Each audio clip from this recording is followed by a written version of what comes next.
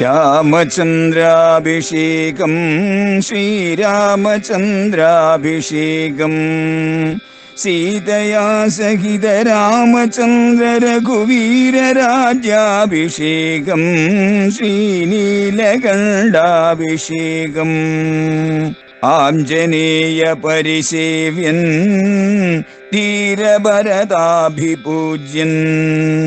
വീരലക്ഷ്മണ കുമാര ശത്രുഘ്ന സോദരാർച്ചിത പദാബ്ജൻ ശ്രീനീലകണ്ഠ ഹൃദയേശൻ രാമചന്ദ്രാഭിഷേകം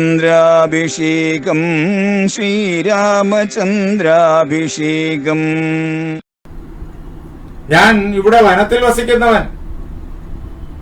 അപ്പോ ഒരു കാരണവശാലും വേറെ ആരോടും മത്സരത്തിനിടയില്ല. ആർക്കും എന്നോട് മത്സരം ഉണ്ടാകാനും ഒരു സാഹചര്യവുമില്ല.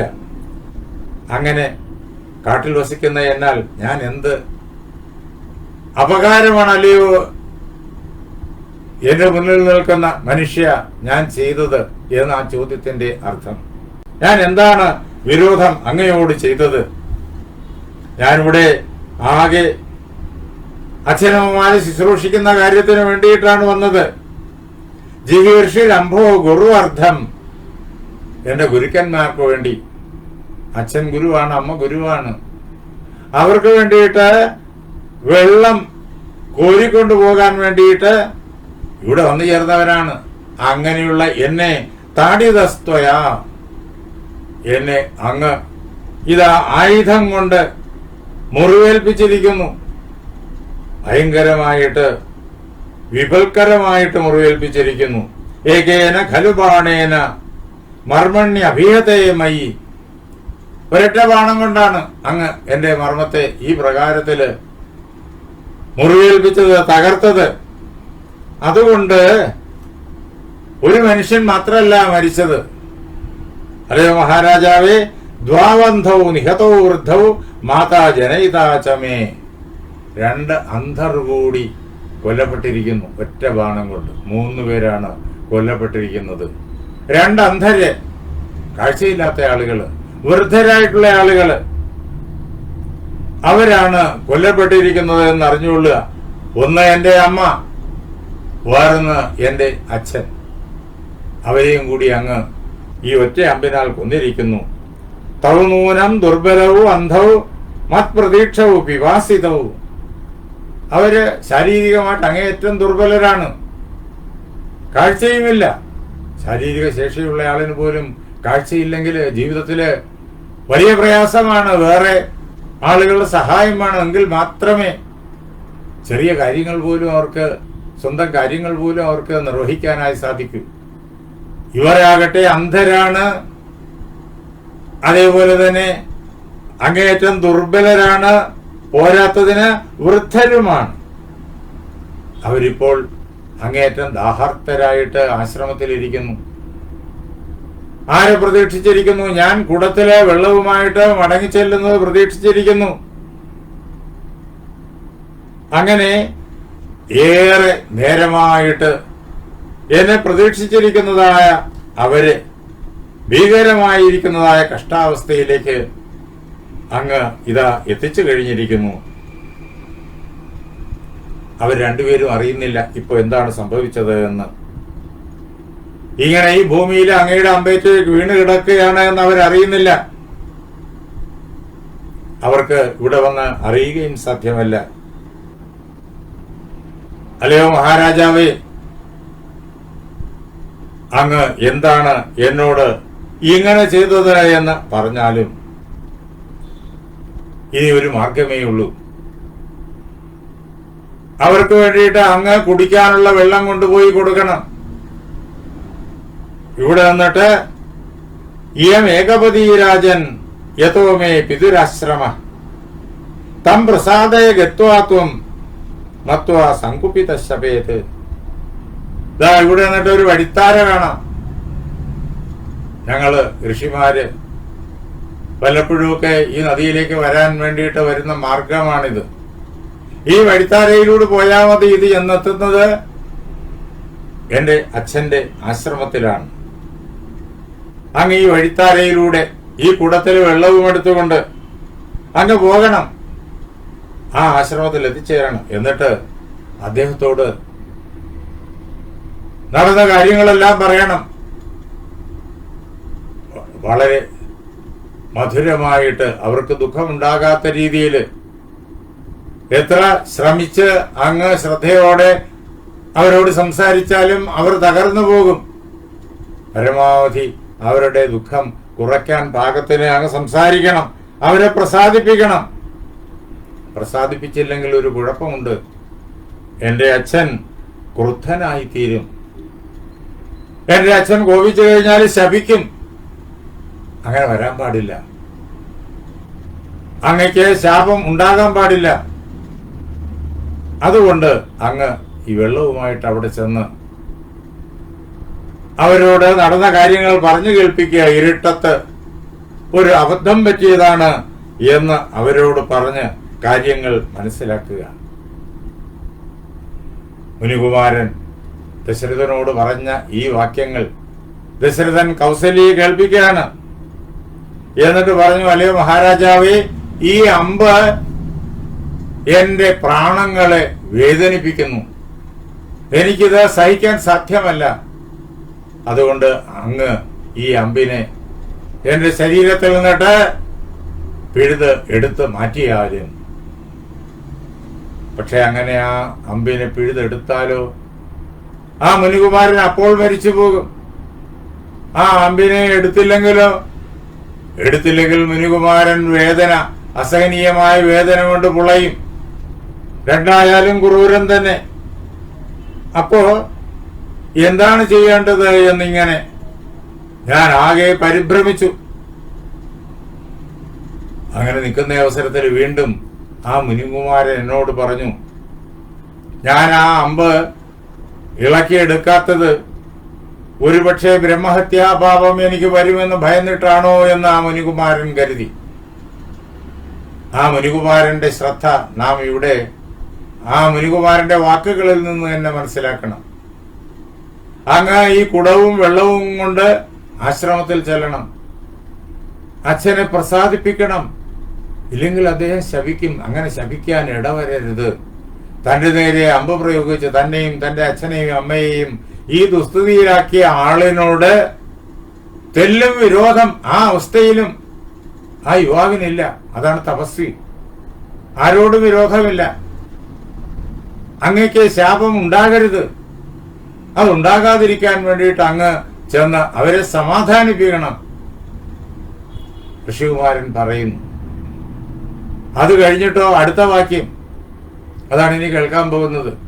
മഹാരാജാവ് അമ്പ് ഇളക്കിയെടുക്കാൻ തയ്യാറാകാത്തത് അദ്ദേഹത്തിന് ബ്രഹ്മഹത്യാഭാവം ഉണ്ടാകുമെന്ന് ഭയന്നിട്ടാകണം എന്ന് വിചാരിച്ചിട്ട് മുനികുമാരൻ പറയുന്നു, അല്ലയോ മഹാരാജാവേ, ബ്രഹ്മഹത്യാകൃതം പാപം ഹൃദയാത് അപനീയതാം. ബ്രഹ്മഹത്യ, ബ്രാഹ്മണനെ കൊല്ലുക, തപസ്യയെ കൊല്ലുക, ബ്രഹ്മജ്ഞാനത്തിനു വേണ്ടി ശ്രമിക്കുന്നയാളിനെ കൊല്ലുക, ബ്രഹ്മജ്ഞാനിയെ കൊല്ലുക, ഇതൊക്കെ ബ്രഹ്മഹത്യയാണ്. അങ്ങനെ ബ്രഹ്മഹത്യാപാപം അങ്ങയ്ക്കുണ്ടാകും എന്നുള്ളതായ വിചാരമാണ്, ഭയമാണ് അങ്ങയ്ക്കെങ്കിൽ ആ ഭയത്തെ ഹൃദയത്തിൽ നകറ്റിയാലും ഞാൻ ബ്രാഹ്മണപുത്രനല്ല. ദ്വിജാതിരഹം രാജൻ, ഞാൻ ബ്രാഹ്മണനല്ല, 2 ജന്മമുള്ളവനല്ല, ദ്വിജാതി. ബ്രാഹ്മണർക്ക് 2 ജന്മമുണ്ട്. ലോകത്തിൽ എല്ലാവർക്കും ഒരു ജന്മമുണ്ട്. രണ്ടാമത് ബ്രാഹ്മണർക്ക് ഉപനയനമുണ്ട്, അതാണ് 2ാം ജന്മം. ആ അവസരത്തില് അവർ ഗുരുവിന്റെ സന്താനമായി മാറുന്നു. ഗുരു ഉപനയനം നടത്തുമ്പോഴേക്കും ആ ശിഷ്യനെ തന്റെ ഗർഭത്തിലേക്ക് സ്വീകരിക്കുന്നു. എന്നിട്ട് ജ്ഞാനിയായി ഒരു പുതിയ ജന്മം ആ ശിഷ്യന് നൽകുന്നു. അപ്പോഴാണ് ദ്വിജന്മാവ് ആയിത്തീരുന്നത്. അതുകൊണ്ടാണ് ദ്വിജത്വം, 2 ജന്മമുള്ള അവസ്ഥ. അങ്ങനെ ഗുരുവിന്റെ പുത്രനായി അല്ലെങ്കിൽ ഗുരുവിന്റെ പുത്രിയായി സന്താനമായി തീരുന്നു. ഞാൻ ജന്മബ്രാഹ്മണനല്ല എന്ന് ആ ബാലകൻ പറയാ. ദ്വിജാതിരഹം രാജൻ, ജാതി കൊണ്ട് ജന്മം കൊണ്ട് ഞാൻ ദ്വിജനല്ല. പിന്നെന്താ, എന്റെ അച്ഛൻ ആരാ, എന്റെ അമ്മ ആരാ പറയാണ്. ജാതി പറഞ്ഞു കഴിഞ്ഞാല് ശൂദ്രായാമസ്മി വൈശ്യേന ജാതോ നരവരാധിപ. എന്റെ അച്ഛൻ വൈശ്യനാണ്, എന്റെ അമ്മ ശൂദ്രസ്ത്രീയുമാണ്. അങ്ങനെ ശൂദ്രസ്ത്രീയുടെ പുത്രനായ ഞാൻ, വൈശ്യന്റെ പുത്രനായ ഞാൻ ജന്മബ്രാഹ്മണനല്ല. അതുകൊണ്ട് ബ്രാഹ്മണനെ കൊന്നു എന്നുള്ളതായ പാപം അങ്ങേ പിടികൂടും എന്നുള്ള വിചാരം അങ്ങയ്ക്ക് വേണ്ട.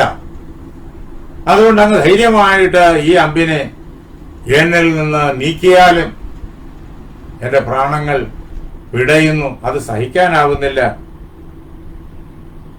എന്ന് മഹാരാജാവിനോട് ആ ബാലകൻ പറഞ്ഞു.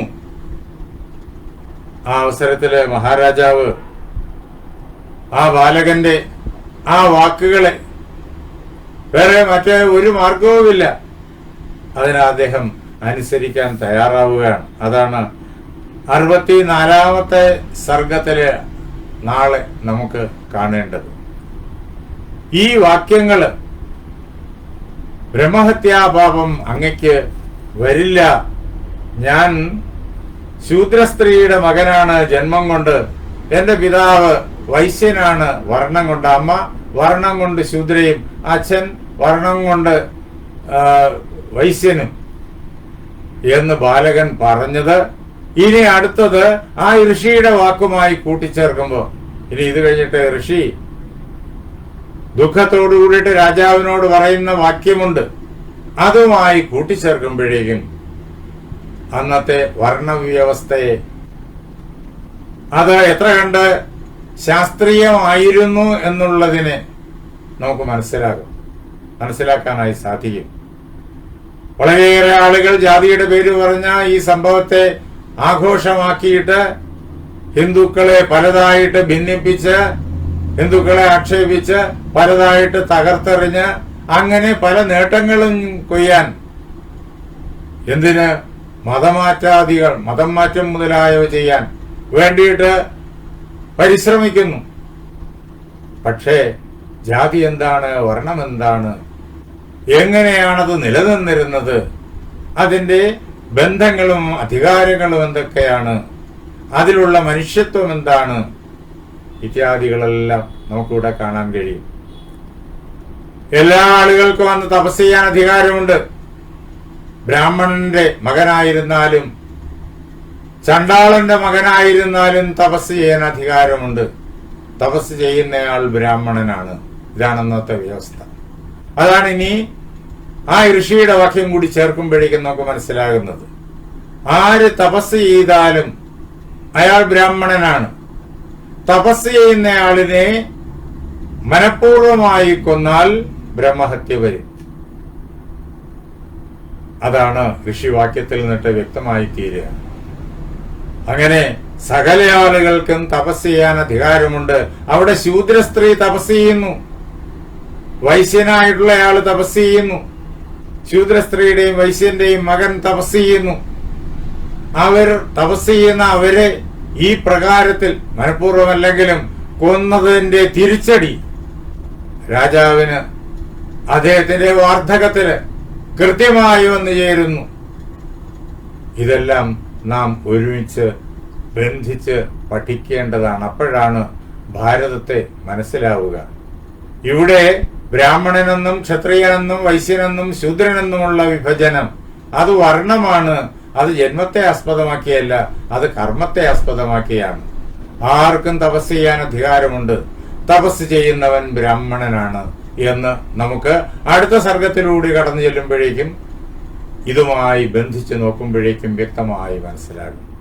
നമുക്ക് നാളെ ഇതേപോലെ രാത്രി 8:30 ആരംഭിക്കാം. എന്റെ വാക്കുകളാകുന്ന പൂജാപുഷ്പങ്ങൾ പാർവതീ പരമേശ്വരന്മാരുടെ പാദങ്ങളിൽ, ശ്രീരാമസീത ആഞ്ജനേയന്മാരുടെ പാദങ്ങളിൽ, എന്റെ ഗുരുനാഥനായ ജഗദ്ഗുരു സ്വാമി സത്യാനന്ദ സരസ്വതി പാദങ്ങളിൽ, എന്റെ പരമഗുരുവായ ബ്രഹ്മശ്രീ നീലകണ്ഠ ഗുരുപാദരുടെ പാദപങ്കജങ്ങളിൽ, നിങ്ങൾ ഓരോരുത്തരുടെയും മഹാഗുരുവിന്റെ പാദപത്മങ്ങളിൽ, ആ ധന്യമായ സങ്കല്പം കൊണ്ട് പവിത്രമായിരിക്കുന്ന നിങ്ങളുടെ ഹൃദയങ്ങളിൽ പൂജാപുഷ്പങ്ങളെന്നോണം സമർപ്പിച്ചുകൊള്ളുന്നു. ജയ് സീതാറാം.